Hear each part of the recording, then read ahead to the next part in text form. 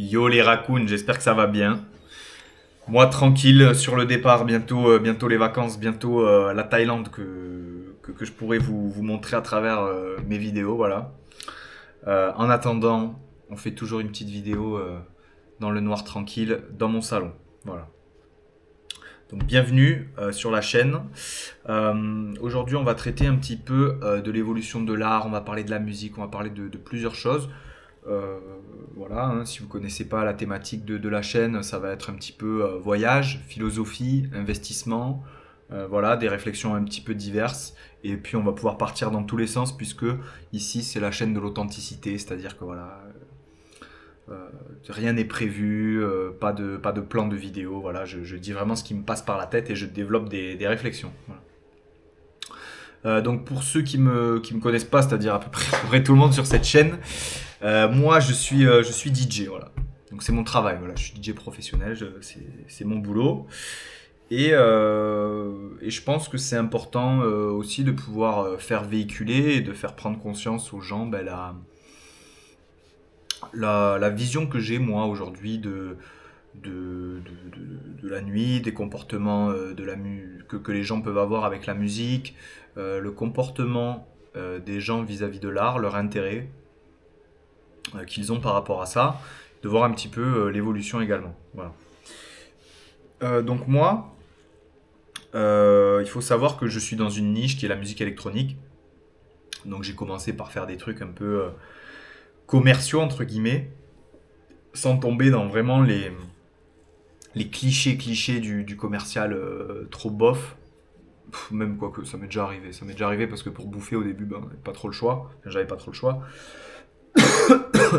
Mais petit à petit, je me suis révélé tel un caméléon. J'ai changé de couleur pour pouvoir montrer ma vraie nature, ma vraie patte, celle de la house, de mon amour immesurable pour la house. Voilà. Donc j'ai réussi à m'infiltrer dans cette niche et voilà, à me faire connaître dans ce milieu-là. Donc voilà, et puis donc sur ces 3 dernières années où j'ai eu voilà, une grosse activité, beaucoup de dates, j'ai pu voilà, me faire un avis assez tranché sur les modes de consommation, et particulièrement des jeunes, parce que c'est vrai que les gens qu'on va retrouver en boîte, vu que je fais essentiellement des boîtes, ça va être aux alentours de 18-22 ans. Voilà. Sur des bars, on peut, selon la fréquentation, on peut avoir des personnes un peu plus vieilles, parce que les 25-30, ils aiment bien le bar. Voilà, ils aiment bien aller au bar, et puis comme ça, ils rentrent à 2 heures pour les plus raisonnables. Donc on peut y trouver des fois plus de personnes un peu plus âgées. Voilà. Prendre avec des pincettes. Donc moi, la vie, du moins sur ma ville, pour l'instant je vais pas la dire, mais voilà, c'est une ville qui fait partie voilà, des top 10 des plus grosses villes en France, même, voilà, même un peu moins. Donc voilà, c'est une grosse ville. Euh, le constat, il est pas fou. Voilà, il est pas fou, le constat, il est pas fou, mais il est pas non plus catastrophique. Voilà. Je m'explique, il y a quelques années, c'est vrai que euh, pouvoir jouer de la musique pas forcément connue, voilà, je trouvais que c'était plus compliqué qu'aujourd'hui. Donc ça prouve bien qu'on est sur une pente quand même ascendante, relativement ascendante. Donc c'est plutôt un bon point pour la ville. Mais le problème, c'est vraiment, je pense, le mode de consommation de l'art aujourd'hui par les jeunes générations. Peut-être que c'était comme ça aussi à l'époque, hein, j'étais pas là pour le voir, mais voilà, en tout cas, je peux vous donner mon opinion sur l'actualité, sur le présent. Et, euh, et donc, ouais, le constat que j'ai très vite fait, c'est si je joue pas Waka Waka et He, là j'abuse un petit peu, mais vous m'avez compris, ou si je joue pas de l'ultra commercial, des trucs que tout le monde chante, comme du rap.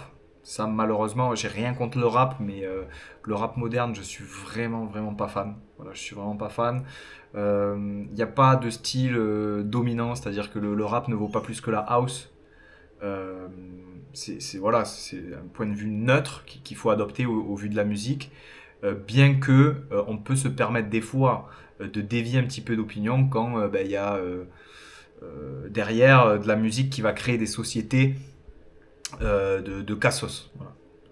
Voilà, parce qu'après, ils veulent écouter toujours les mêmes trucs. Par exemple, bon, voilà, je vais pointer du doigt Jul. J'ai rien contre lui, mais c'est vrai que l'impact qu'il a sur les jeunes, je le trouve assez important. Alors vous pouvez me dire, ouais, il y a aussi des médecins qui écoutent du Jul en soirée, etc. Mais c'est pas du tout la même approche. Là, je sens vraiment que au niveau de la jeunesse, il y a un vrai monopole. Le rap a un vrai monopole sur la jeunesse. Euh, et pour moi, c'est pas le bon rap, entre guillemets. Moi, je vais vous dire ce que j'appelle le bon rap. Moi, j'ai toujours aimé la poésie, j'ai toujours aimé des textes travaillés, des textes raffinés, des textes qui avaient une vraie signification. Voilà. Euh, Bien sûr, je prends en compte l'instrumental. C'est encore mieux quand c'est dansant ou quand il y a un truc. Voilà, l'instrumental, il fait beaucoup. Euh, mais voilà, le rap, c'est enfin, c'est un style musical où il va y avoir énormément de paroles. Donc, je peux analyser un petit peu les textes selon les époques. Voilà, moi, je suis un petit peu plus âgé que les gens qui sortent vraiment en club. Voilà, ils sont un peu plus jeunes que moi, donc je peux avoir un recul nécessaire. Et quand, par exemple, je vais écouter, j'aimais beaucoup Jay-Z Bass, Alpha One, les mecs comme ça. Voilà, on appelait ça le rap conscient entre guillemets. Je trouvais ça vraiment réfléchi, je trouvais ça fort. Alors qu'aujourd'hui, j'essaye, hein, voilà, je suis pas borné, je suis vraiment ouvert à tout. Donc voilà, vous le savez, je voyage beaucoup. Euh, pour ceux qui ont regardé les 2-3 vidéos que j'ai fait avant. Donc je voyage énormément et je m'ouvre à tout. Je m'ouvre à tout quand je suis en République Dominicaine ou au Mexique, qu'il y a du reggaeton, je m'ouvre parce qu'il y a quelque chose, voilà, il y a une énergie, il y a une entité, il y a un passé derrière tout ça. Et cette musique, même si ce n'est pas ma musique de référence, je vais m'adapter parce que en fait il me faut rentrer dans un univers que je trouve super. Voilà, ça peut être vrai pour plein d'autres exemples, pour plein d'autres pays. Mais malheureusement, moi je trouve que le rap français manque, du moins celui qui est le plus populaire, manque cruellement de pattes artistiques. Et je trouve que l'impact qu'il a euh, sur les jeunes n'est pas pour moi très bon, voilà, parce que ce n'est pas juste de la musique, c'est aussi un comportement, voilà, qui va être adopté par certains. C'est tout un univers en fait qui pousse à une certaine pas justement un développement et à une ascension, mais qui provoque une baisse intellectuelle, ou je ne saurais pas comment l'expliquer. En tout cas, moi, c'est la vision que j'ai pour. Je parle par exemple vraiment du rap très très récent, et je parle vraiment des hits, vraiment des hits. Je vais pas vous sortir de titres, etc. Mais j'en entends très fréquemment. Voilà, voilà, je vous laisserai écouter les paroles. Vous tapez de toute façon, vous tapez top 100 rap français 2024, etc. Je vous laisse écouter, et puis voilà. Et moi, ce qui me fait terriblement mal, c'est de voir justement tout cet engouement pour cette musique, alors que enfin, ça prend des proportions qui pour moi ne devraient pas l'être. Voilà. Et pour autant, comme je vous l'ai dit, j'ai une vraie neutralité en ce qui concerne tous les styles, que ce soit le jazz, que ce soit le reggae, le reggaeton, le rock, tout ce que vous voulez. Euh, donc vraiment, certains artistes, encore une fois, je dis certains, commencez pas à me dire, ah oui, moi je connais cet artiste, c'est super. Bien sûr, il y a toujours des artistes récents qui sont géniaux. Voilà. Mais là, comme dans tout, hein, de toute façon, on est obligé au bout d'un moment pour donner son opinion, rien ne peut être à 100% d'un côté ou de l'autre. Donc forcément, il y aura toujours des nuances. Vous aurez toujours de quoi me dire, ah oui, non, moi j'écoute cet artiste, c'est des niches et tout, c'est vraiment top et tout, voilà. Mais bon, moi, mon opinion, voilà, c'est peut-être pas la vôtre, mon opinion, c'est que le rap, ça a un impact sociétal, et ça a également pris une place qui est pour moi beaucoup trop grande comparée à ce qu'elle devrait être. Voilà. C'est que mon opinion. Un autre point que j'ai remarqué, c'est l'ouverture d'esprit. Voilà, l'ouverture d'esprit. Moi, voilà, je pense avoir une sensibilité assez élevée. C'est pour ça que j'ai décidé aussi d'être DJ. C'est pouvoir communiquer sans parler. C'est-à-dire que voilà, je suis dans une cabine avec un casque. Et moi, mon moyen de communication, c'est d'envoyer les morceaux. Voilà, d'envoyer les morceaux. J'envoie un message, et ensuite, j'attends donc une réponse, voilà, qui n'est pas toujours favorable, mais qui est censée l'être la plupart du temps, bien sûr. Donc je reçois le message en me disant OK. Et donc en fait, c'est vraiment un ping-pong, hein, parce que j'envoie un morceau, j'analyse les émotions, euh, et puis derrière ça, je m'adapte et je renvoie. Donc je fais un ping-pong. C'est une discussion, hein, c'est une discussion, c'est un échange. Euh, Moi, le truc qui me frappe énormément dans beaucoup d'établissements, il y a des établissements dans ma ville encore où on peut être vraiment beaucoup plus pointu sur le style, etc. Et heureusement. Mais c'est vrai que ça représente quoi? Ça représente peut-être 5% des personnes qui vont sortir. L'ouverture d'esprit, la vraie ouverture d'esprit, c'est-à-dire sortir et se dire, ok, peut-être que je ne connaîtrai pas la moitié des musiques. Là, franchement, dites-moi, la plupart d'entre vous, combien vous serez prêt à sortir dans un établissement ce week-end-là, où vous savez que vous ne connaissez pas, vous n'allez pas connaître la moitié des morceaux, vous n'allez même pas connaître un tiers des morceaux. Voilà. Est-ce que vous iriez? Est-ce que vous aurez ce truc-là de sortir, de découvrir et de vous dire, ouais, là je vais passer un bon moment avec mes potes, peut-être je vais boire quelques coups, etc. Est-ce que vous êtes prêt à ne pas chanter Free From Desire, à ne pas chanter Sarah Perchitiamo et tous ces trucs en fait que vous écoutez tous les week-ends? Parce qu'en fait, j'ai l'impression d'avoir des rats de laboratoire. C'est-à-dire que aujourd'hui, le public, et surtout le public français dans la plupart des villes de France, vous êtes des rats de laboratoire. Moi, je vous vois comme des rats de laboratoire depuis ma cabine. C'est-à-dire que je vous envoie le morceau où je sais que vous allez aimer. J'appuie sur le touche strobe et je vois plein de rats comme ça. Des rats. Vous avez juste des vêtements différents, quoique vous êtes tous habillés pareil. Voilà, les filles en noir et les mecs, enfin, toujours pareil de toute façon. Et en fait, j'appuie sur strobe et vous êtes là, comme ça. Et vous faites tous le même. Vous êtes mes rats de laboratoire. Vous êtes mes rats de laboratoire. Donc c'est vrai que c'est un petit peu énervant parce que des fois je le vois, hein, par exemple j'envoie un morceau qui a été passé mais 10 000 fois et tu vois je vois les gens ils sont là putain il ambiance ça il est fort et moi dans ma tête je me dis non non non non je veux pas que tu me donnes du crédit, de l'amour ou de l'affection ou ce que tu veux, tu vois, à travers ce que je viens de mettre, parce que ça, c'est pas moi. Ça, c'est pas moi. Ça, ce que je viens de mettre, tu l'as déjà entendu. Comment est-ce que tu peux dire, ah, c'est super, ces trucs et tout. Je. Tu vois, faire des clins d'œil avec des morceaux commerciaux, envoyer quelques remixes de temps en temps, moi, j'ai aucun problème avec ça. Mais pourquoi les gens ne sont pas ouverts? Pourquoi il y a un manque d'ouverture d'esprit dans ce pays? C'est quand même dingue. Enfin, moi, je sais pas, je sors depuis que j'ai 15-16 ans, j'allais dans des petites boîtes, des petits boui-boui où il y avait des mecs qui mixaient de la house ou des trucs, ça aurait pu même du synthé wave, du reggae, des trucs. J'ai fait plein de trucs. En fait, on sortait parce que putain, on voulait découvrir des nouveaux morceaux, on voulait se dire waouh, là, ça va être cool, quoi, tu vois. Donc, c'est juste une approche et je pense que c'est pas que dans la musique, je pense que c'est vraiment général, c'est une curiosité que je trouve beaucoup n'ont pas. Et ça, c'est chiant, voilà. Donc moi souvent au début de soirée, surtout en club où la soirée faut la tenir, je vais jouer des trucs voilà, où il faut que ça accroche, donc il faut maintenir une énergie, voilà. Faut pas oublier qu'une boîte c'est une entreprise, donc il faut maintenir une énergie, il faut que les gens s'ambiancent, il faut que les gens dansent. Moi ma mission c'est de jouer des musiques qui ne sont pas forcément très connues, sans perdre la foule, en faisant des clins d'œil des fois avec des morceaux un peu plus connus, mais qui restent un petit peu une niche, voilà, des trucs un peu électro, mais je sais pas, un Benny Benassi, tu vois, qui sort de nulle part, tu vois, qu'on n'a pas écouté depuis 10 ans, tu vois, et on se dit, ah putain, c'était stylé, on avait oublié ça, tu vois, et on repart sur de la house, et tu vois, j'essaye de construire une histoire, voilà. Je me mets aussi à la place des autres, donc je vais pas jouer que dans mon truc. euh, Parce que ça risque de pas marcher. Donc bien sûr, des fois je joue des morceaux parce que je sais que ça va avoir un impact, ça va remonter. Je pourrais mettre des morceaux un peu moins connus, et puis ensuite je vais en remettre un connu, etc. Donc voilà, je vais essayer de jouer pour toujours garder les gens. Mais c'est vrai que il y a des établissements où même jouer comme ça, c'est pas suffisant. Il faut envoyer hit sur hit, et c'est vrai que des fois, c'est frustrant. Donc je le remarque.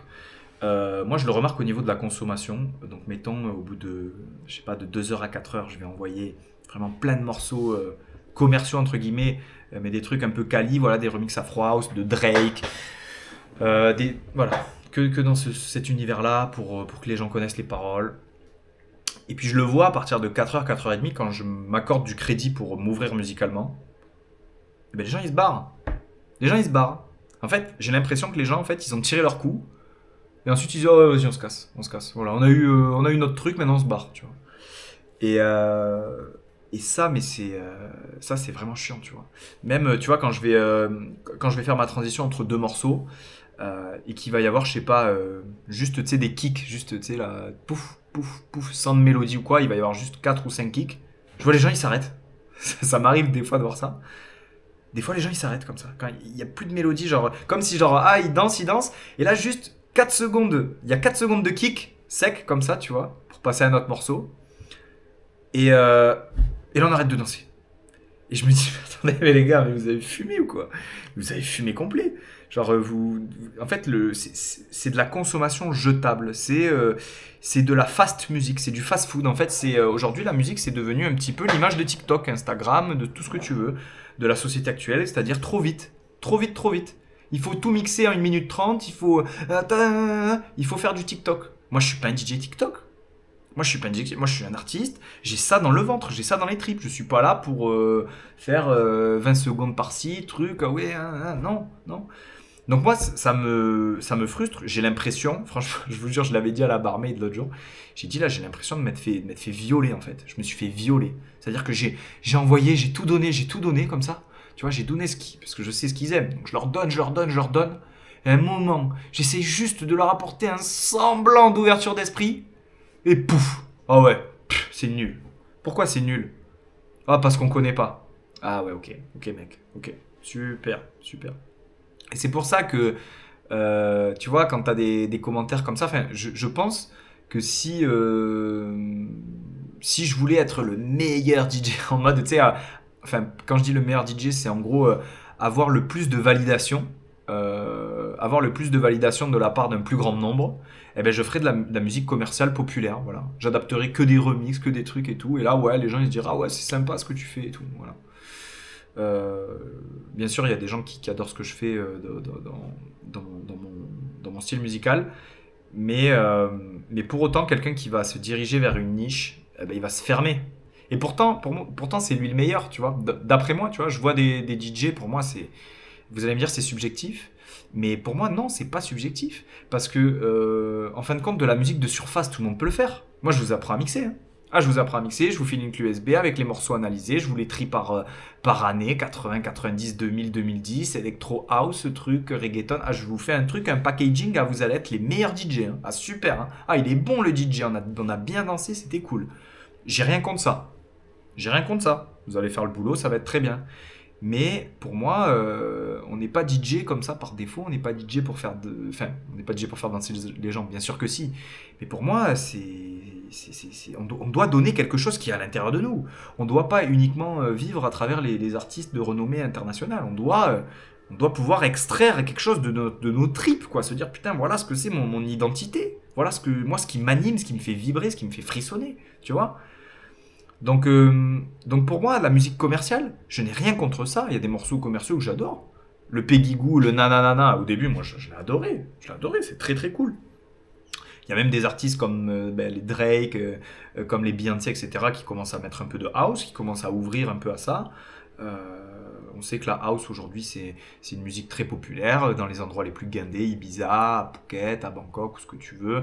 Enfin à Bangkok il y a beaucoup d'EDM, mais voilà il y a plein d'états, Miami, etc. C'est énormément de house, tu vois, c'est raffiné, c'est chic, voilà, on connaît pas tout. Et pour autant il y a souvent dans des sets de DJ, il y a souvent des clins d'œil à de la musique plus populaire, plus connu, hein, tout en restant un peu pointu, mais voilà, on peut avoir un Bob Sinclair, un Worldon, il fait toujours très très plaisir celui-là, tu vois, par exemple. Mais pour moi, voilà, il y a le commercial, donc il y a la musique de surface, voilà, c'est celle que tout le monde peut voir, et ensuite il y a les bas-fonds, et ensuite et pour moi, la part artistique, elle commence, pour moi, le commercial, c'est le niveau 0, voilà, tu vois. Ici c'est le négatif, c'est-à-dire que là c'est les remixes de trucs connus, genre de trucs bizarres et tout, tu vois, ça c'est mon opinion. Et en dessous, pour moi le commercial c'est le niveau 0. Ça veut pas dire que c'est un niveau nul, hein. Ça veut dire que c'est le début.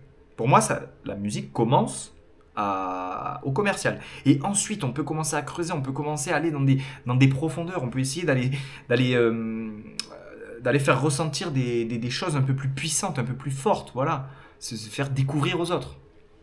Et pour moi, ça, c'est la musique, voilà. Et aujourd'hui, il n'y a pas, dans beaucoup d'établissements dans ma ville, et encore une fois dans ce pays, parce que c'est pas significatif de tous les établissements, il y a un manque d'échange. Il y a un manque d'échange. Par contre, quand je suis face à une clientèle un peu plus âgée, par exemple, moi je mixe le dimanche, voilà, et c'est la clientèle de la restauration. Vous allez me dire qui sort le dimanche? Ben, c'est la resto. Tous les gens qui travaillent dans les bars, les clubs, etc., tout le monde est fermé, sauf nous. Et moi je fais les dimanches, et là il y a les gars de la resto. Les gars de la resto, ils sont plus âgés souvent, voilà, donc ils ont 25, 30, 24, 30, et ils sont beaucoup plus ouverts. Ils veulent quelque chose d'autre. Comme s'ils avaient un sens plus développé. Et alors là, je peux commencer à m'amuser, je peux commencer à jouer, etc. Mais, euh, mais c'est vrai que c'est compliqué. C'est vrai que c'est compliqué et, euh, et donc voilà. C'est vraiment juste l'idée que je voulais véhiculer ce soir par rapport aux méthodes de consommation fast-food de la musique, de tout est trop rapide, tout est éphémère. Donc voilà, je vous dis à très vite les raccoons, et puis à bientôt, portez-vous bien, bye bye.